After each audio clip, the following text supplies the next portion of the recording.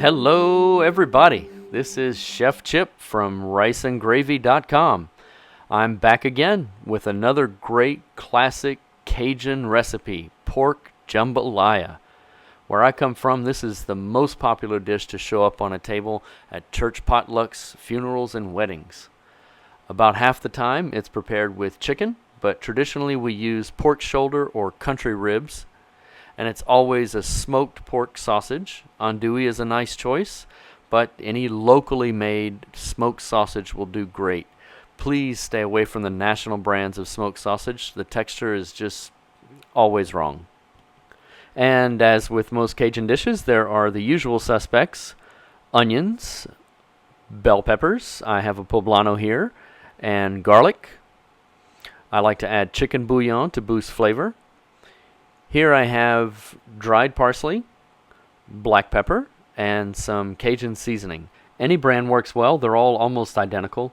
I really like Conrico because it's made without MSG. And here, the only fresh herb in Cajun cuisine: green onions, straight from my garden. Let's start with a cast iron skillet set on medium-high flame. Cast iron is great because you can crowd the pan a little without losing too much heat.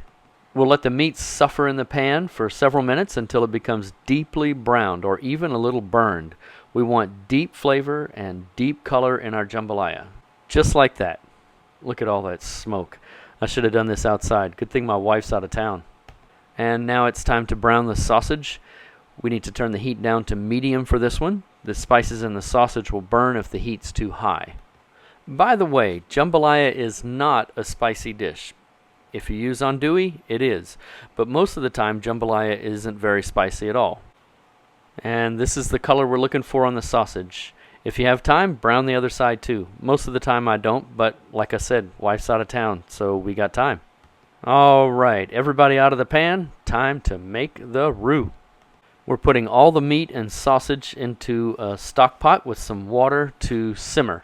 What didn't make it to the video is when I salvaged the rendered fat, deglazed the pan with water, and added that water to the simmering pot. So now back to the skillet. Let's add that salvaged fat. Since the skillet's already pretty hot, we'll go ahead and add the flour right away.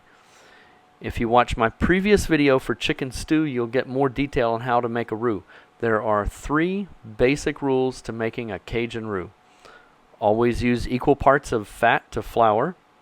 Keep the roux moving constantly or it will burn. And have your onions and peppers already prepared and at your side before you start the roux so they can be added at just the right time. And we'll let that suffer in the pan for a bit before adding it to the stock pot along with the remaining seasonings.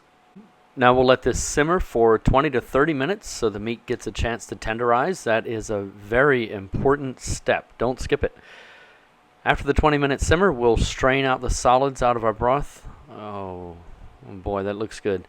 Strain the solids from the broth and add enough water to the broth so that the total volume of the broth is 50% more than the volume of the rice. So for this recipe, I'm doing 6 cups of rice, so I'll need 9 cups of broth. Meanwhile, here are a couple of disposable foil pans filled with rice. This jambalaya is destined for other people's homes. Every time I make gumbo or jambalaya, I always end up doubling or tripling the recipe just to be able to share with friends. So first we'll distribute the meats evenly across both pans and get the meat comfortably nestled in the rice. Then we'll divide the 9 cups of broth evenly between the pans. And once that's done, then it gets sealed up and into a 400-degree oven for 1 hour. And by the magic of television, it has been an hour. Oh, look at that steam. I can't believe I'm giving this away. Let's taste. Oh, wait, I forgot something. I need some roux gravy, and recipe for roux gravy in the description below. Oh, that's better, chef. Now let's taste. Get some sausage. Oh, Oh, that's delicious. You got to make this. Oh, and that meat, look at it. It's just falling apart. This is perfect. So there it is, y'all. Cajun pork jambalaya. I hope you give this recipe a try and let me know in the comments below how yours came out.